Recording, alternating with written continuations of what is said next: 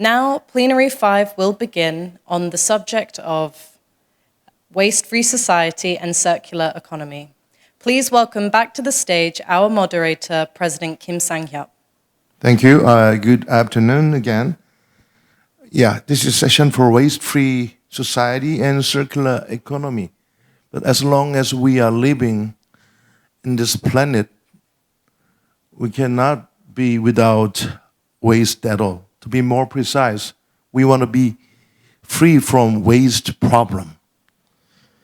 And the waste has become a serious problem. It is reported that we have accumulated more than 1 billion tons of waste since 1950. And on top of that, due to the coronavirus, we are throwing away billions of masks and one-time use-only plastics per month. So another name of uncontact economy is called a kind of garbage economy or trash economy.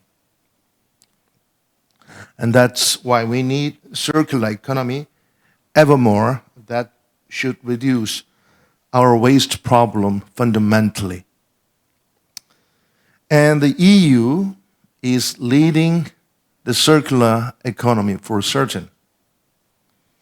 And for that, Mr. Christopher Haida, the president of European Chamber of Commerce in Korea, is here with us for lead speech. Mr. Haida, thank you for being with us, and the screen is now yours. Okay, thank you very much, and a warm welcome from my side to this important conference. I have two kids, a 9-year-old daughter and a 5-year-old son, and naturally, I'm thinking about their future.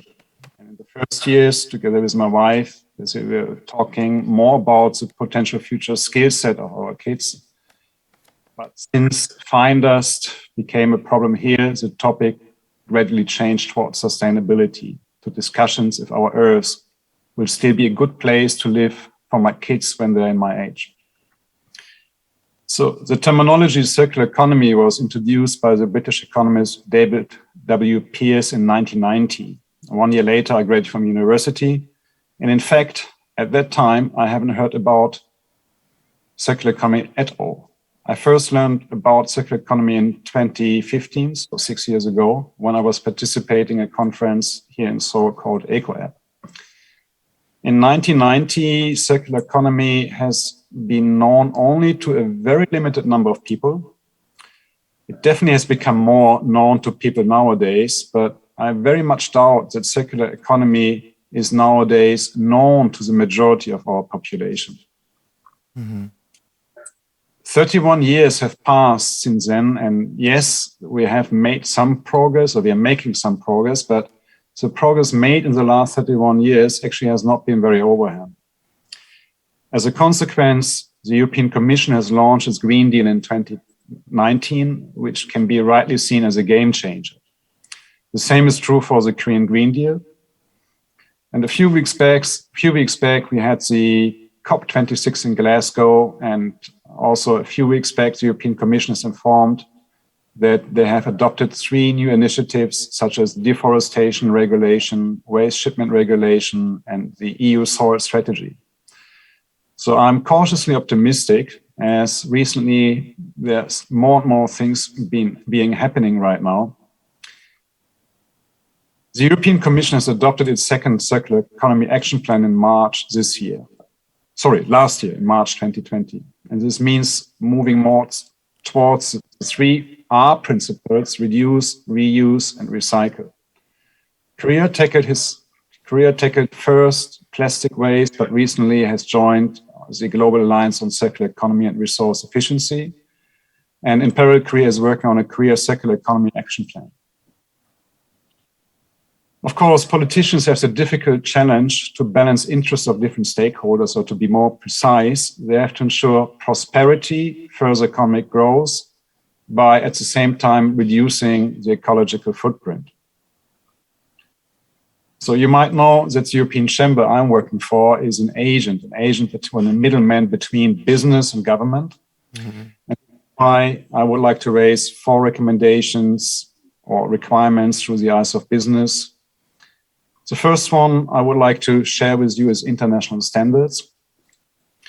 And it is good that many countries are now launching various initiatives on circular economy, but believe me, if those initiatives are not reconciled on an international level, it will actually be counterproductive in many areas. International standards ensure that a product can be produced in one way, can get tested, certified in one way, and can be approved by authorities in one way, or even better, to have reciprocity. In case governments come up with their own country-specific rules for circular economy, companies have to produce different models for different markets. There is losing efficiency due to the large scale effect. Customized products need to be tested differently, different certification procedures, and so on and so forth. If this needs to be done, companies will need to spend additional resources, manpower, but not only, but also raw materials and other resources. Second point I would like to make is evolution versus revolution.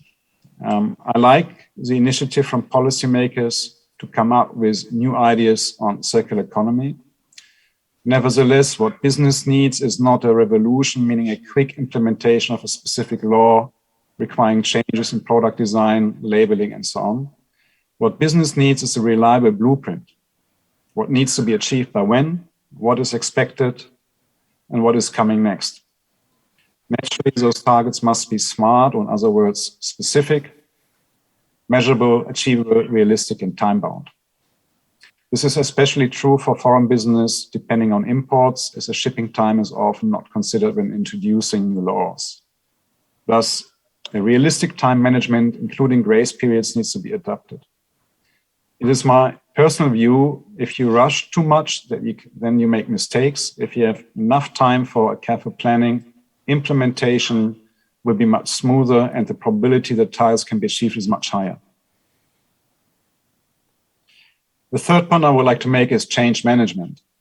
Circular economy is a two-way street. It is business, but it's also consumers. Business has to come up with new solutions, but consumers also have to accept those new solutions. In the past, we have seen new technologies introduced, but failed to be accepted by consumers. Some of the products occurred later on when the timing was better, such as, for example, video streaming or the first smartphone from IBM, which was released in 1994. A more recent example, of course, is electric vehicles. At the very beginning, it was a pretty rough start, and only when the infrastructure was more and more extended, that consumers were buying electric vehicles. It might be that some of the circular economy might not have the same benefit as non-circular economy products, but the main advantage that those products have is that they are much more sustainable. And this is what it matters nowadays. Sustainability must become a key criteria for a purchase decision, and therefore sidelined by PR measures by business to educate, to move consumers to the right product.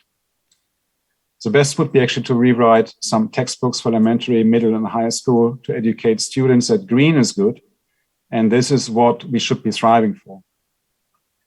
The same is true for companies. The launch of a circular product should be the highlight of the year. Currently, companies are still focusing too much on the well-known selling arguments, but we have to change those marketing approaches as well. The last point I would like to make is incentivization. The development of circular products costs money and needs investment. In some areas, even massive investment for new technologies, replacing current technologies. In some cases, products are, as of now, even less profitable than those considered non-circular. And a key element for selling products is the selling price. And sometimes the price elasticity doesn't really allow to increase selling prices to ensure the current level of profitability for companies. The EU and the Korea taxonomy is one step in the right direction, but we might need additional incentivization for a transitional period. Here, count on governments to come up with clear and committed guidance. Lastly, I would like to recommend to the private and public sector that a quick win approach needs to be adopted. As a consumer, it's not always easy to navigate through your shopping experience. Either sustainable products are simply not available or not recognized as such. This is why we have to have an updated labeling system providing information about the sustainability of products, but not as a physical label, but as a digital label, which can be easily updated by certification institutes. But even more important, that consumers can check which product is the most sustainable one when they do a purchase selection. Okay.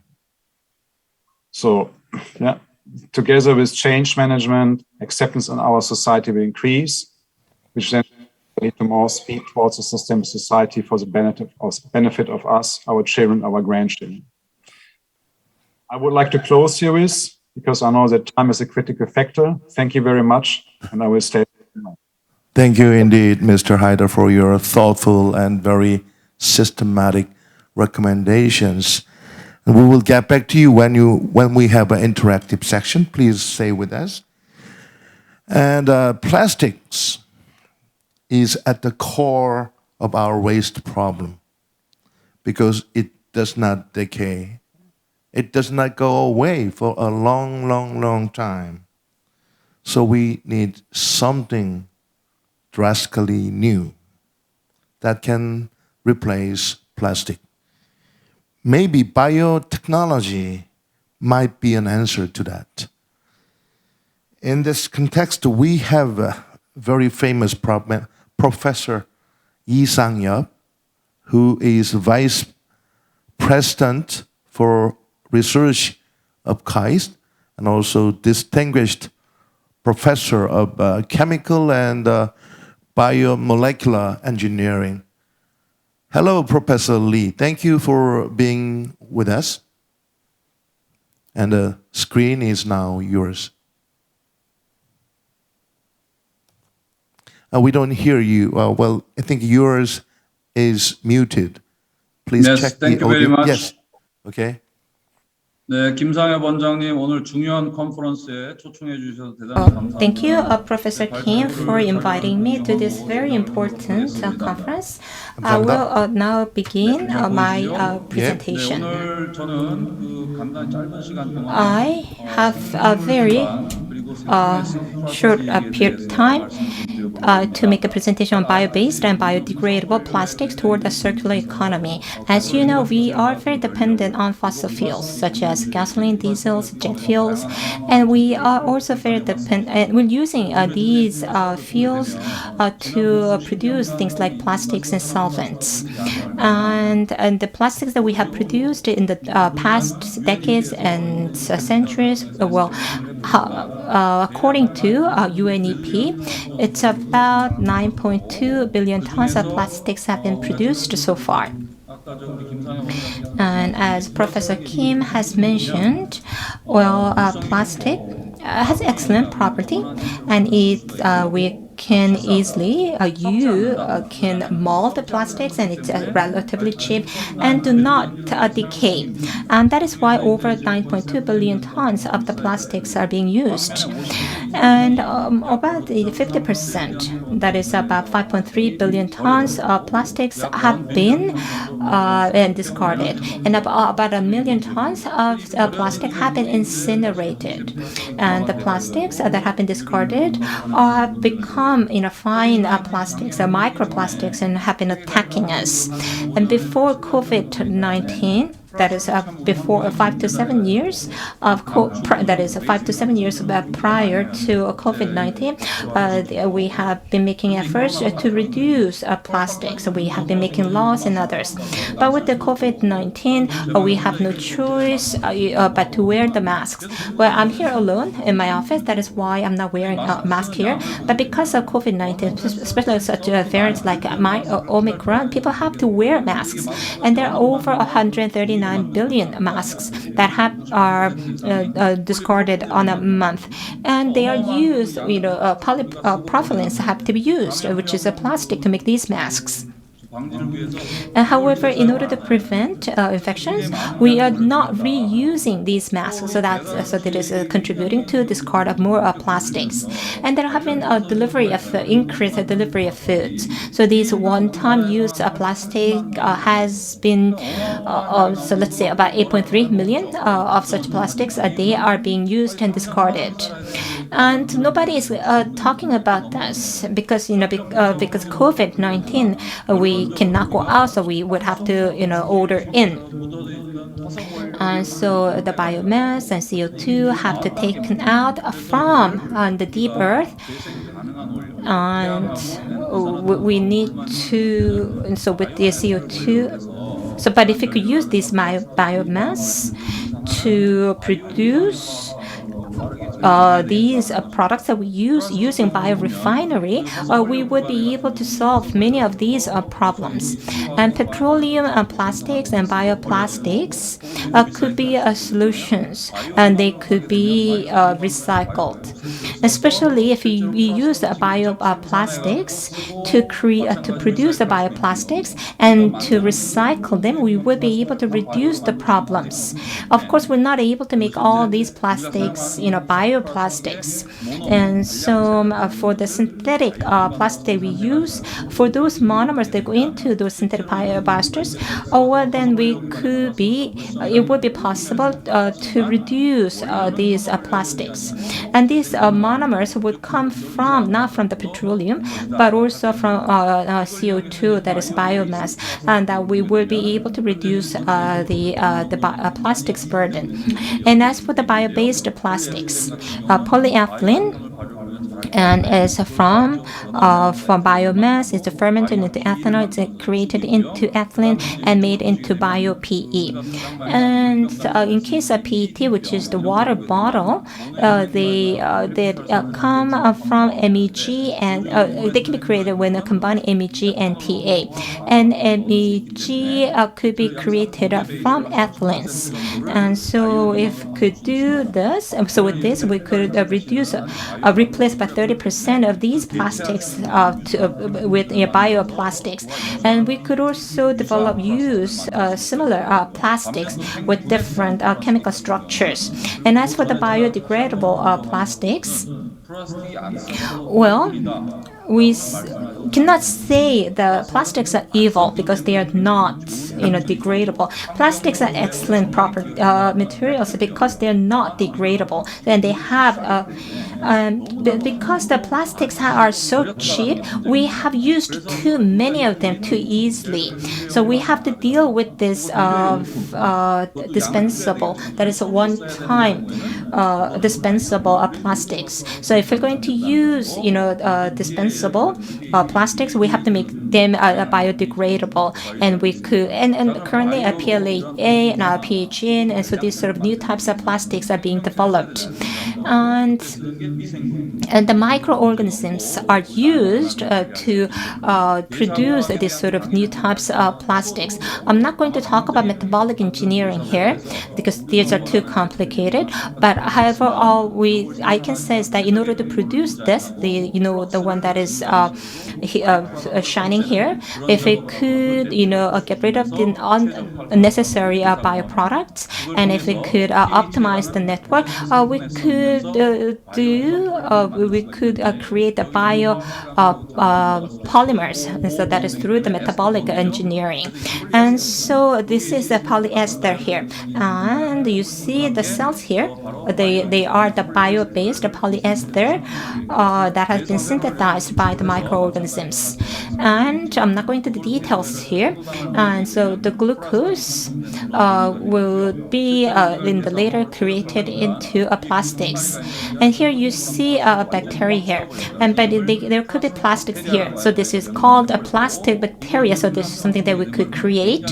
And in terms of productivity, it has excellent productivity as well as excellent yield. Because this is so efficient, it's possible for us to set up a production facility. And so there are a few cases of commercialization around the world. And so if we could use these different structures of monomers, and if these monomers can be incorporated into the pHs to produce the type of biodegradable plastics that we need. And PLA and copolymers are especially PLA, non-natural polymers, and so we need to go through a process. We need to first have the lactate, which has to go through a chemical processing, and fermentation can be done in order to do plastic, but not with the PLA. And the PLA, as I said, is not natural and does not have the necessary metabolism process. But we could have these enzymes that could put the monomers into the polymers, and there could also be a one-step fermented production of polylactate co-glycolate, and this is something that can be produced through a fermentation process. And also for the aromatic polyester, if we could do what I say, a metabolic engineering properly, then we could use a one-step fermented production for these aromatic polyesters. But there are polymers that we are not, or the polyesters that we are not able to produce. For instance, aliphatic polyesters, there are we need diacetyls and diols, and they can be produced through metabolic engineering. And so with this process, these are C5 dichloric acid.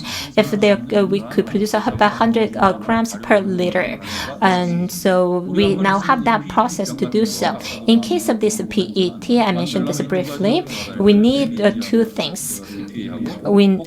And in case the companies such as Coca-Cola, and they have up to 30% plant-based, 100% recyclable bottles.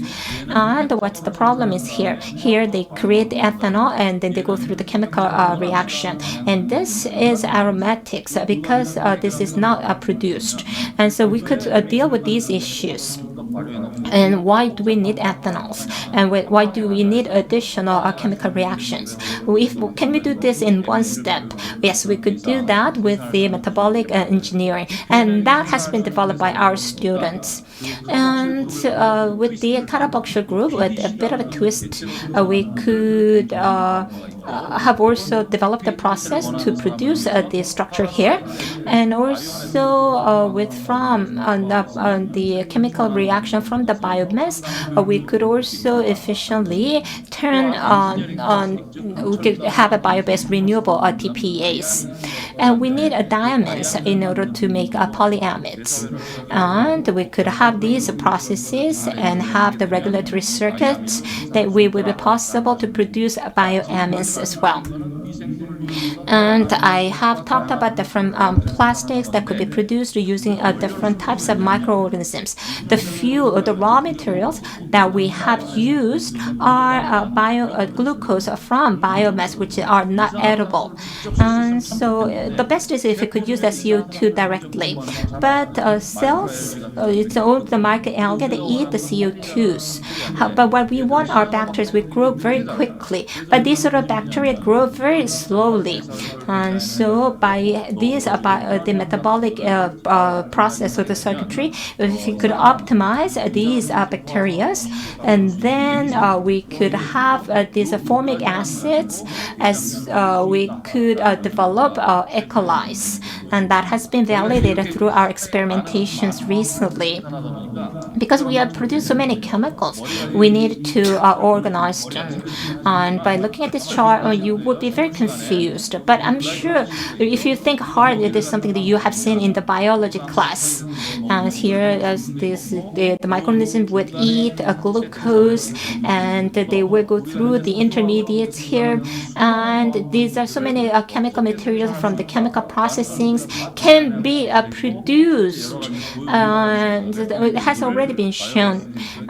This is the Google map of bio-based chemicals. So in conclusion, And so these non-edible biomass or the CO2 can be used as raw materials or the fuels to develop this sort of system, metabolic engineering, to be able to produce bulk chemicals as well, fine chemicals as well, polymers, plastics, biofuels, as well as the natural products that are needed to make us healthier. And so the systems of metabolic engineering could play an important role in the circular economy. And if I'm just going to talk about the plastics here, and so I will not be able to take part in the discussion because of another appointment, but I want you to talk about the 4 R's. I mean, reduce, reuse, and recycle, replace. So we have to find ways to replace fossil fuels with the bio materials. And of course, we need to reduce. We have to have a frugal economy.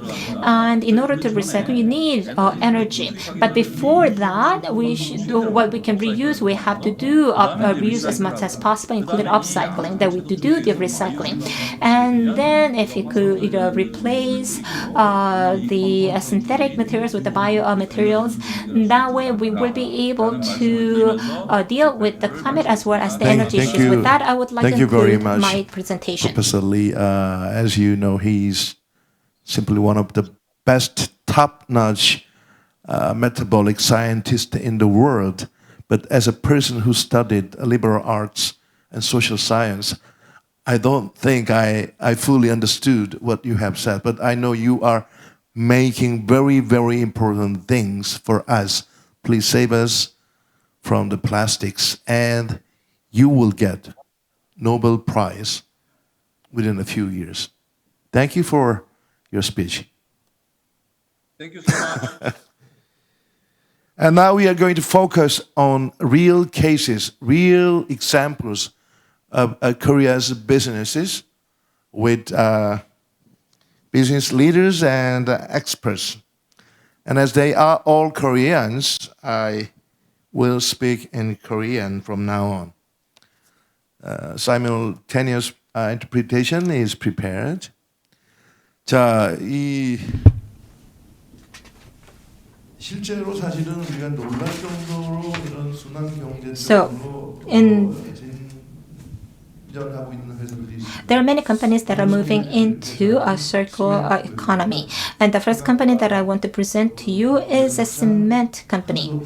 And the cement industry, as you know, is the industry along with steel industry that are emitting the GHG the most. And our speaker is the head of the Korean Cement Industry Association and is also the CEO of Sangyeong CNE. So we'll hear the presentation from CEO Lee Hyun-jun.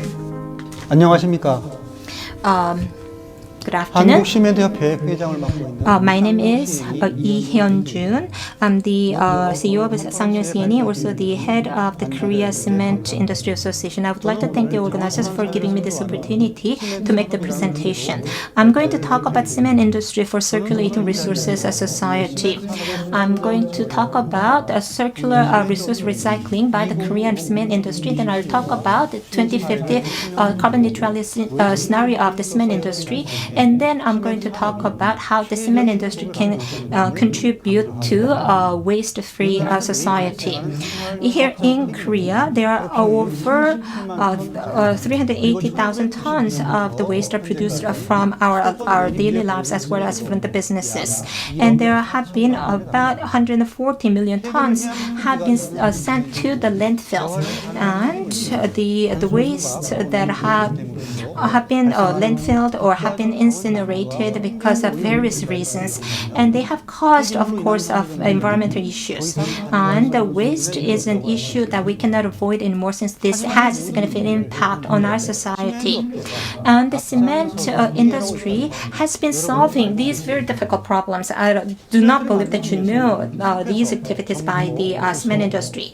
In order to produce a cement, raw raw materials such as limestones, clay, and silica stone and iron ores are needed. But these resources are limited, and that is why the cement industry is using the byproducts to replace these natural resources. And these waste and byproducts, we are calling them circulatory materials. From thermal plants, there are the fly ash that are coming out, and also the steel slags are used to replace the coals. And we are also replacing, for instance, bituminous coals. So we're using synthetic tires and others to replace the use of the bituminous coals. And this is a trend that can be seen globally. In case of Europe, through the national and social consensus and the policy support in the cement industry, there is an increased use of recyclable or the circular materials, and the substitution rate is about 46%. And Germany has about 70% of replacement rate. And the video that you're looking at is a video from Wisang. This is the illegal waste, a mountain of waste.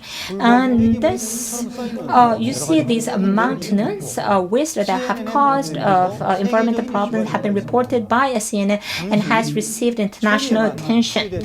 And it was expected that about 7 years will be needed to deal with this mountain of waste.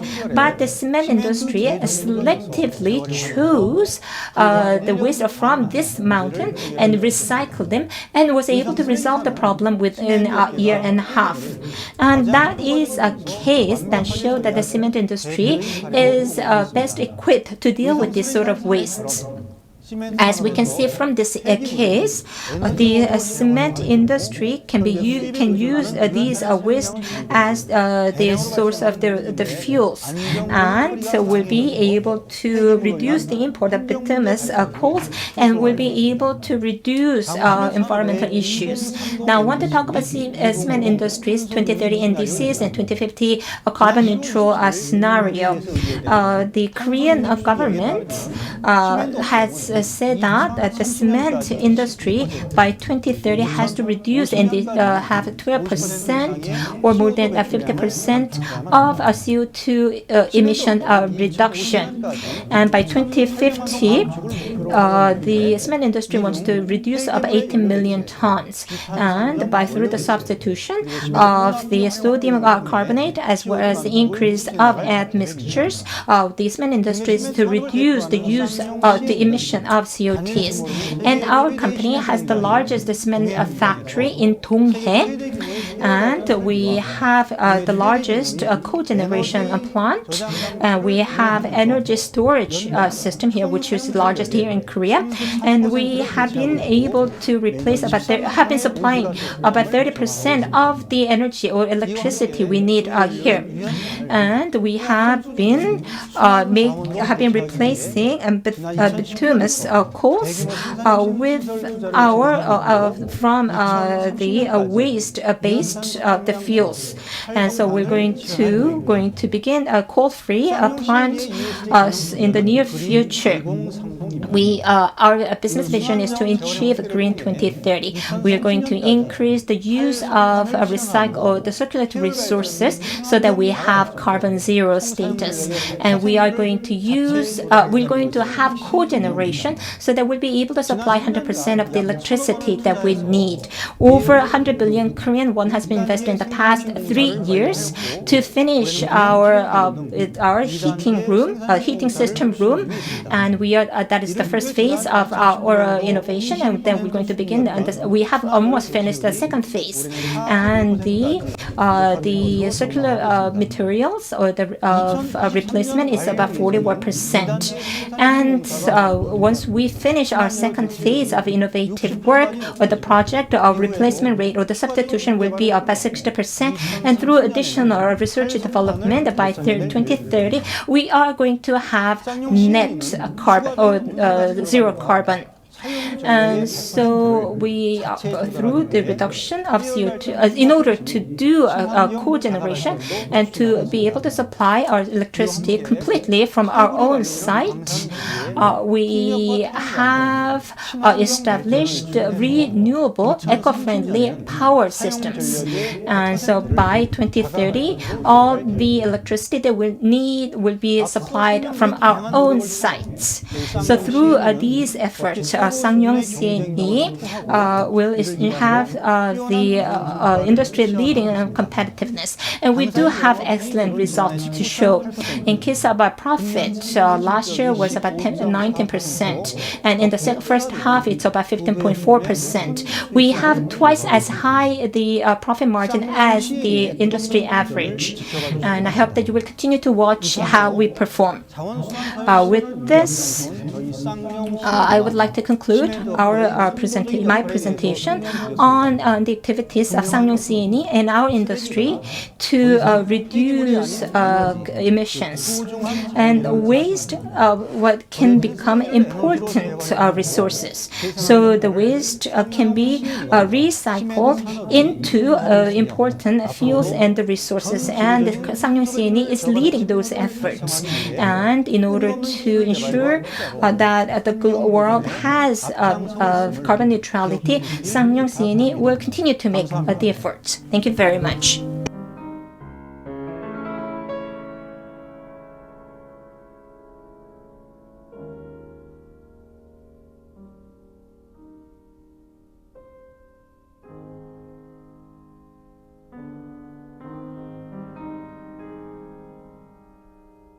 Thank you, Mr. Lee Hyun-jun, for your case presentation. That is one of the most representative brown industries, the cement industry.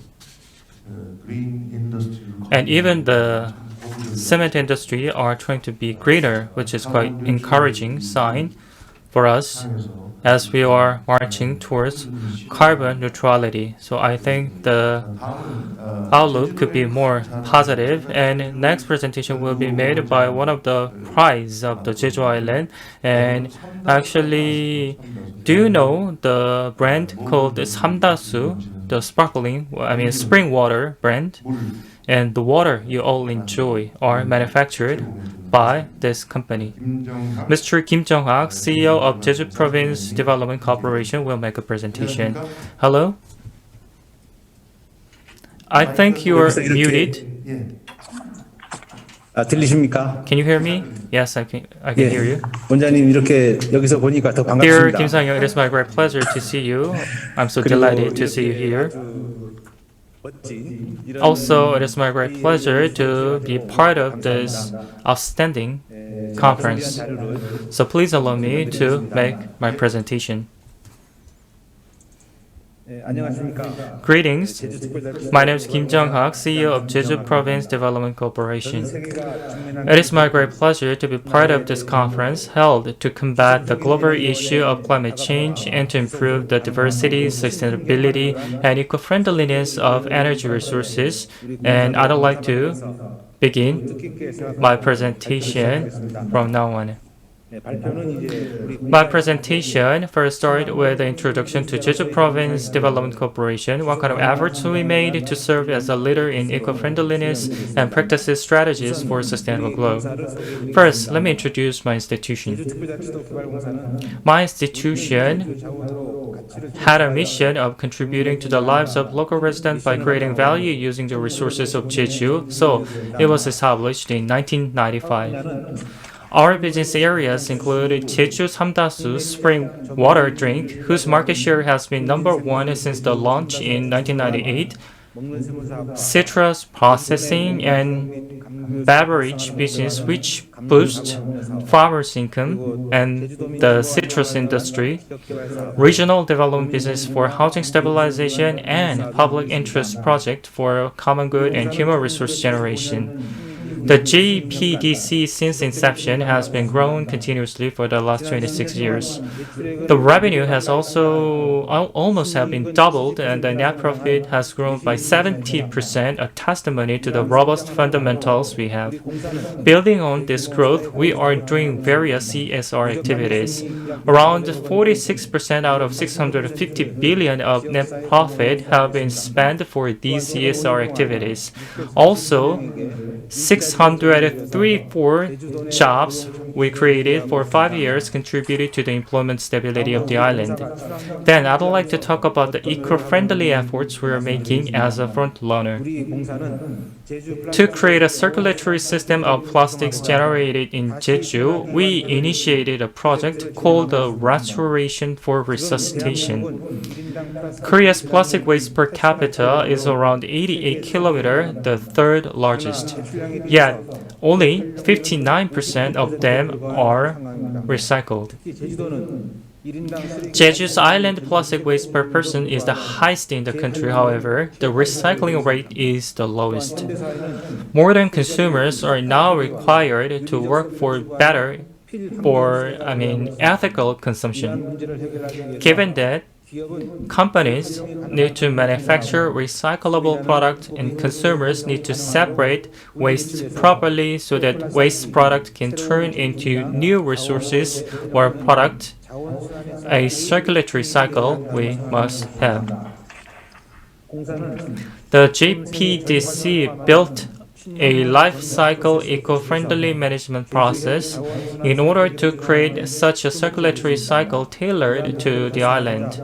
As part of this effort, product research and innovation projects have been done to make better product, and we worked hard to build a resource circulatory society. Let me first explain our first strategy, establishing an eco-friendly production system.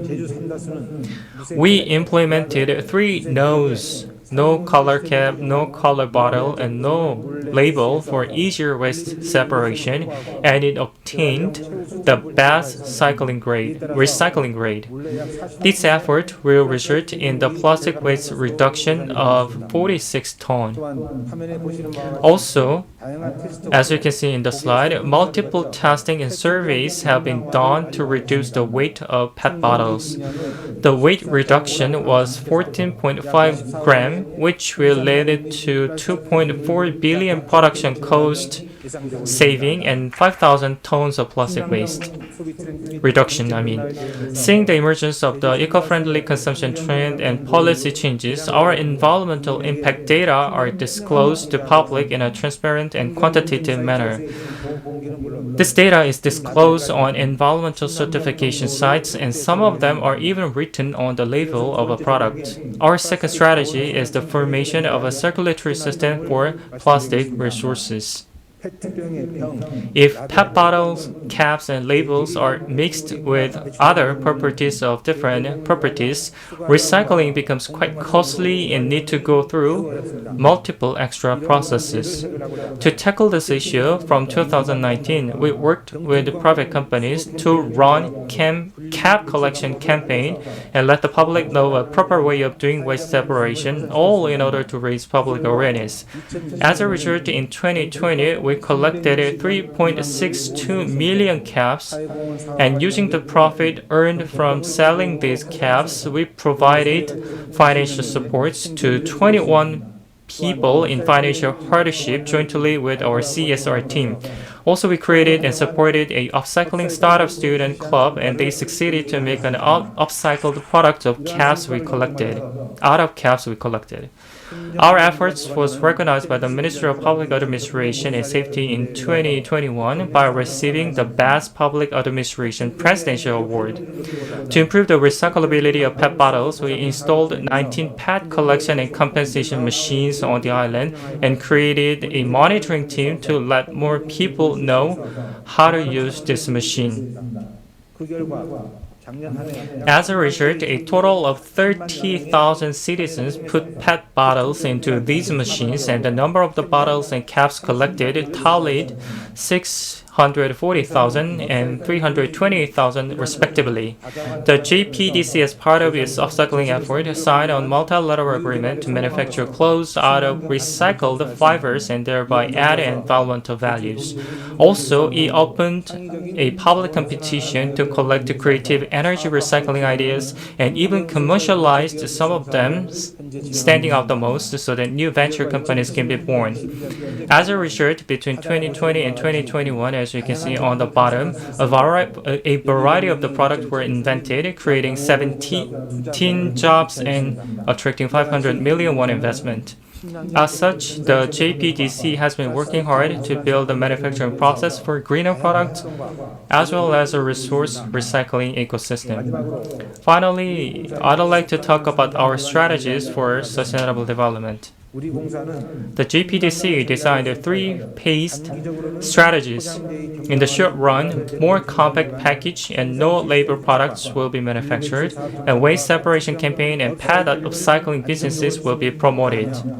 In the long run, more eco-friendly packages and local-based resource circulation startups will be developed so that the resource circulation can be fully realized on the island. Moreover, we announced ESG conscious management principles in 2021 so that we can set a global standard not just for environment area, but also for the entire management field, and we will work harder to remain as a pioneer in this field. Once again, I'd like to congratulate and thank you so much for your kind invitation. We will work harder to be a trendsetter in climate change battle and environmental preservation. Thank you so much for your kind listening. Yes, thank you. Well, your water, 삼다수, is equivalent to Evian. And you said that you will set highest possible environment-related standards as you do your business. Well, next presentation will be made from Amore Pacific. I just learned recently that this company is very much involved in resource circulation or the recycling. So Jung Ha-oh, who is responsible for the sustainability business, will be making the presentation. Good afternoon. My name is Oh Jung-hwa from Amore Pacific. So let me share my presentation.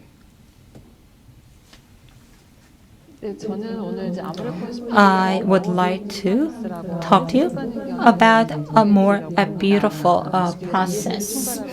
I am responsible for the ESG at Amore Pacific, and my name is Oh Jung-hwa. And it's an honor for me to be able to present our case. And I want to thank Professor Kim in particular for inviting me and our company to be able to make the presentation.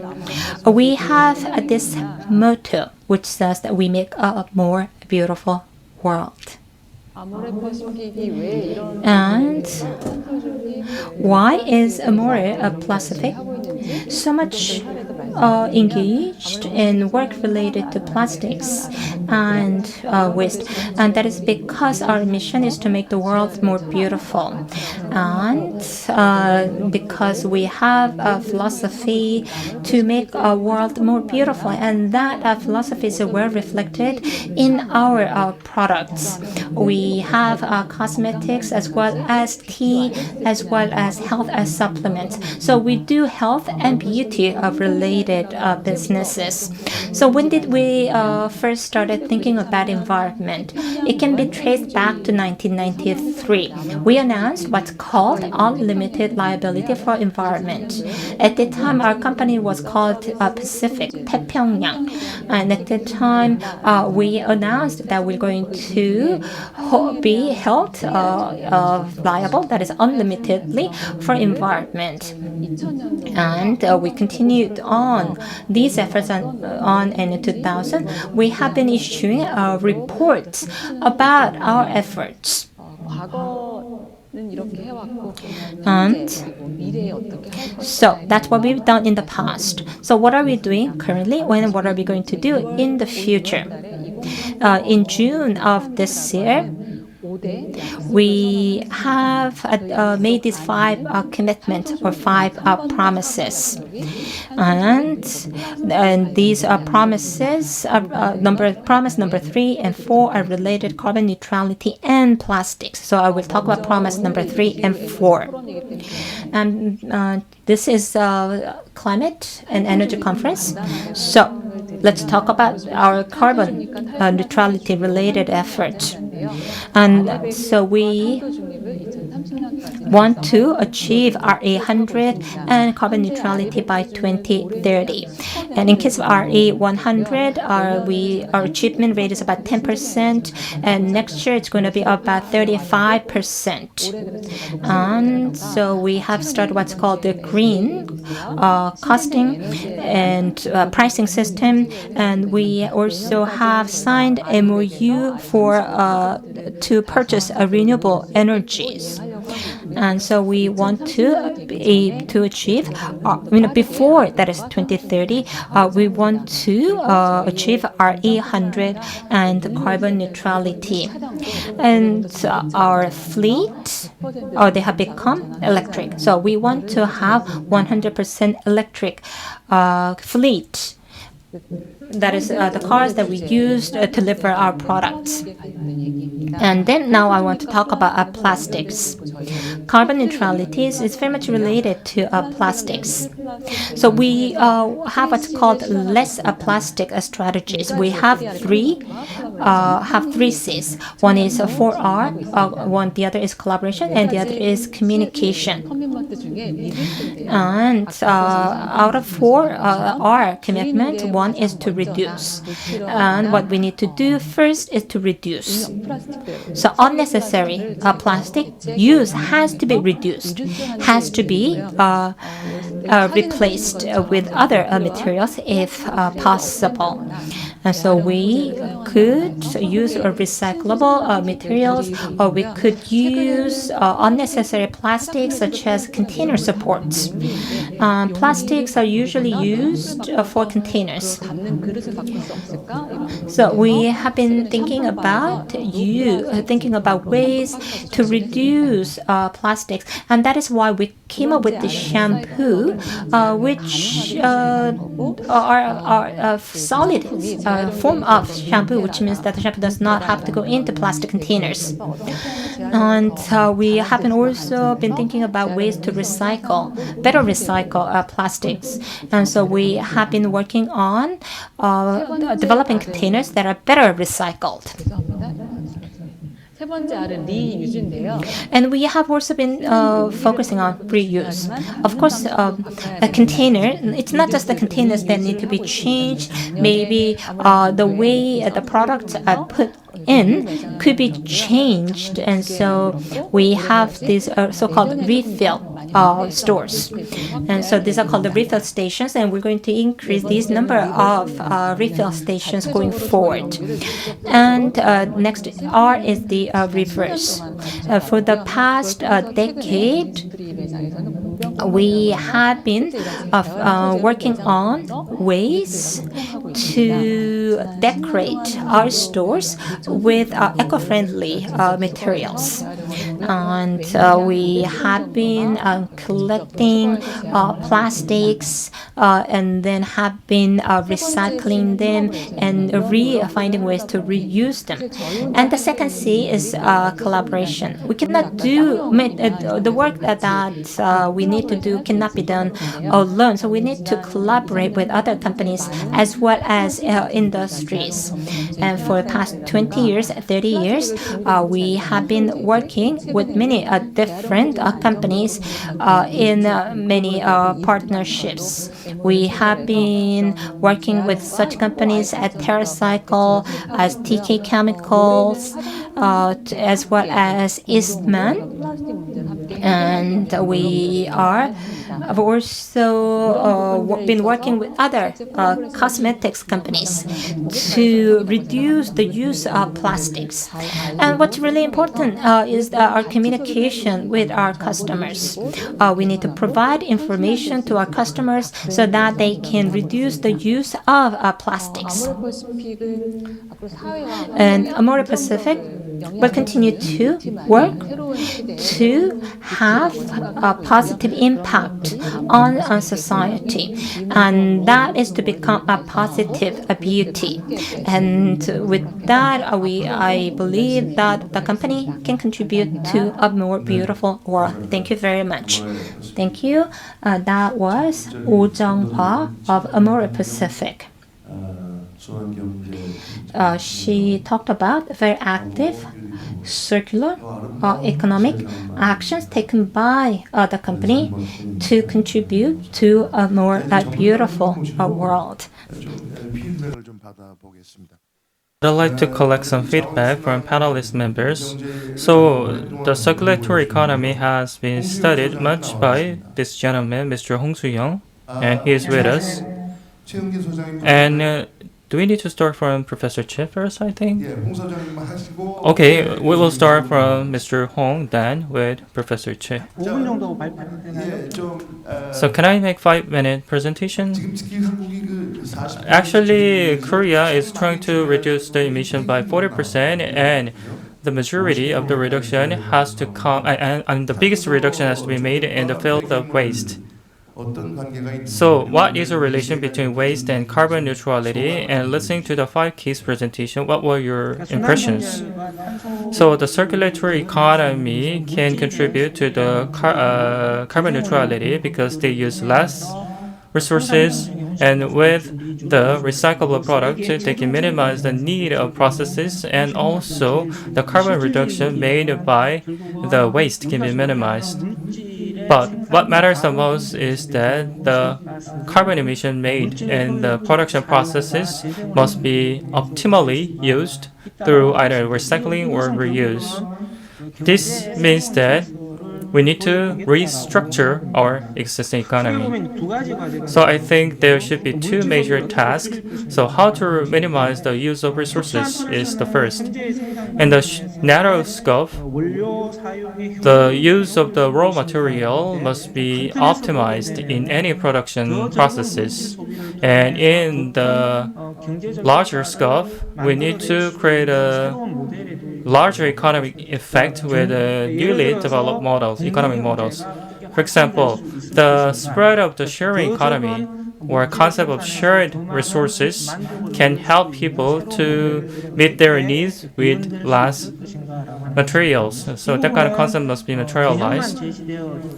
And some scholars propose the concept, but it has not been materialized yet, especially that is one of the biggest challenges when it comes to the recycling economy.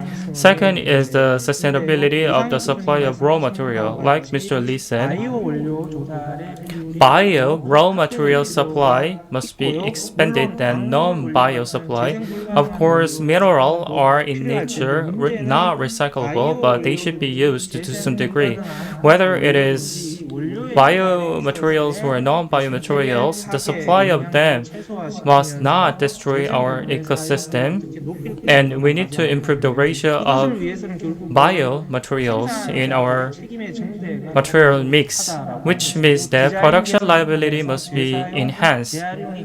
Through better design, they need to create a recyclable product, preferably 100%, and the ratio of recyclable products should be ultimately also 100%.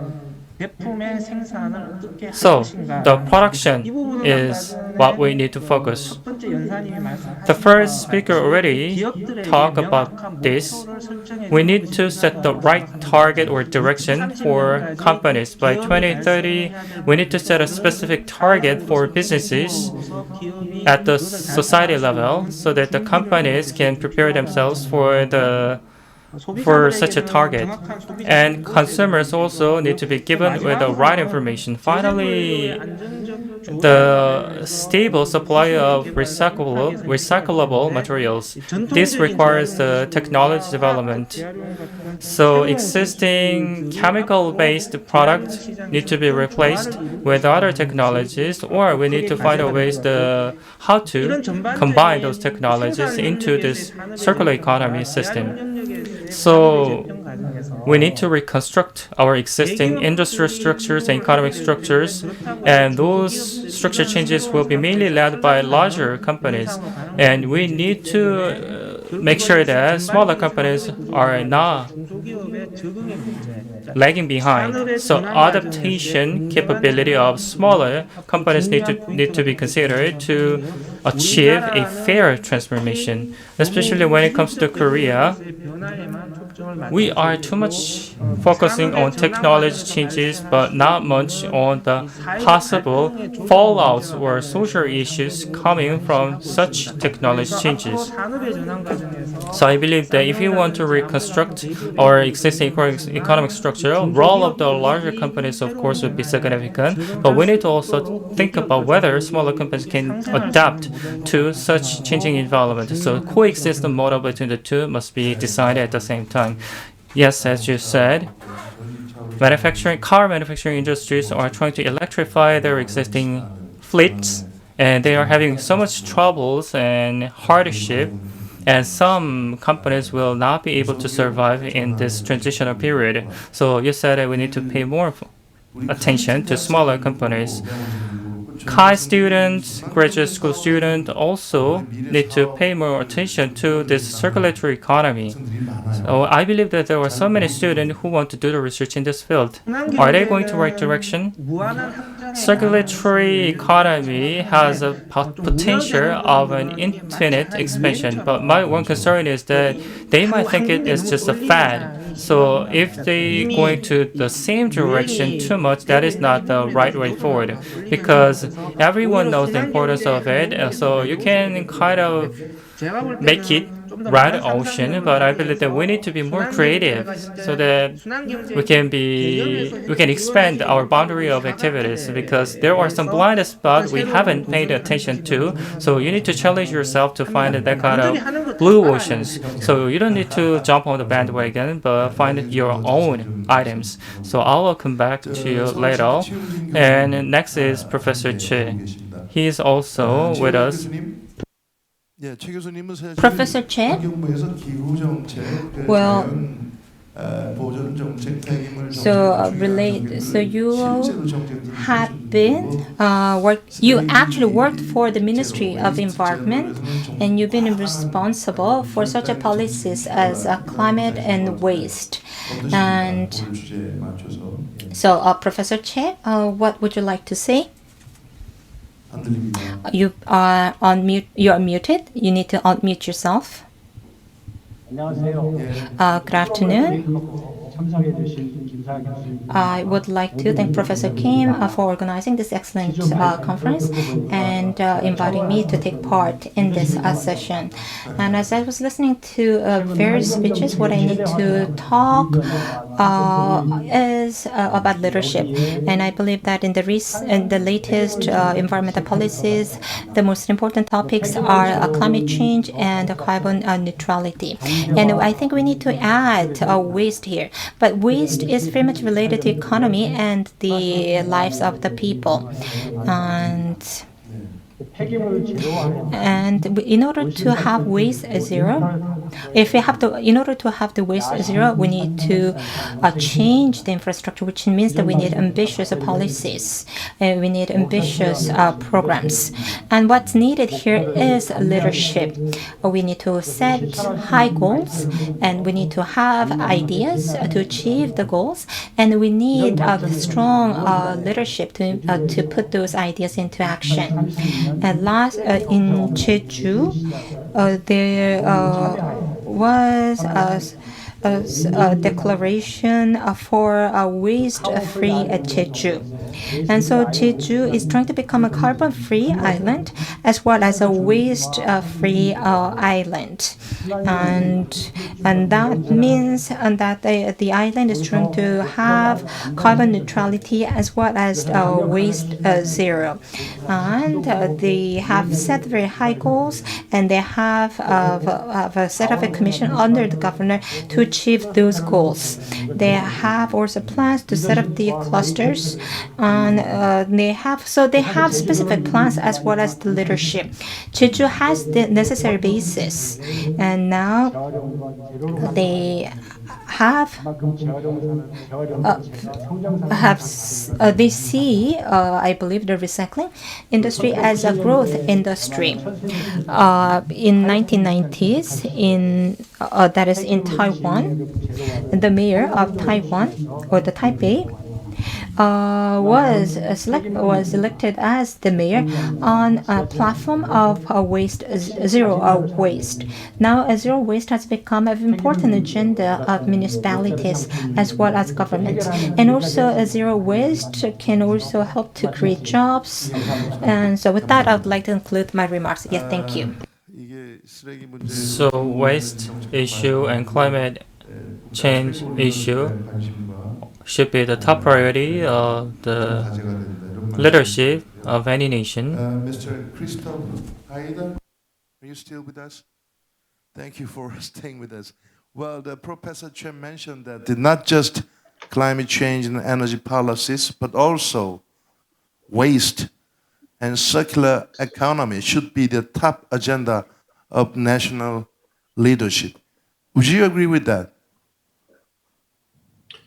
Of course, I agree with this. Yeah, so it's I think so. So circular economy was first popping up as a definition in 1990s, and I think that leadership, at least from 1990 to 2010, was definitely missing. And I'm pretty happy. A couple of years, I think, also starting with the Paris climate conference, sustainability has finally achieved a top priority agenda, become a top priority agenda item. So this shows already that presidents, prime ministers, chancellors have understood that this must be is a leadership issue. Great, great. So among the many 3 Korean cases, water, cement, and cosmetics, what impressed you most? I wouldn't say... This is a silly question, I know. No, it's not a silly question. It's a good question, but I cannot answer. Yeah? So, okay. So my lesson learned is let's phrase it a bit different. So the lesson learned for me was that we have new solutions for various aspects. Yeah? So we have, for example, plastics. We have biodegradable plastics. We have bioplastics. We have concrete. New ways of concrete. We have the move towards renewable energy. Yeah, in Jeju, let's say facilitation or make recycling easier. The same goes towards a more Pacific. I like the slogan. A more beautiful way. What about the Korean cement company, the Sangyo Cement Company? Is it now a kind of became normal to Europe? That kind of cement industry. I think cement industry is a pretty challenging one, so here I think, as I said, so we have technology, we have some solutions already here, but it is overall it's not yet mainstream. This is maybe what I would like to say. I'm not so much an expert in cement. I used to work for Bayer, which also produced plastics. So the market for biodegradable plastic is around about $2 billion US. The total market is about 600 billion. So we're talking currently about a little fraction of market share of biodegradable plastic. And we just have started here, but I'm pretty much impressed by all speakers about the determination, about the focus on the next years to come to drive each organization into the right direction. Okay, I'm afraid our time is up, and well, as we would all agree, waste and circular economy should be one of the top agenda for the next president, I think. Now let's move to the next the most important session today, which is the voice from the young. Thank you for being with me. Thank you all for your presentations and discussions on how we create a more beautiful world that works for all of us, whilst discussing how we bring fringe technologies and solutions into the mainstream.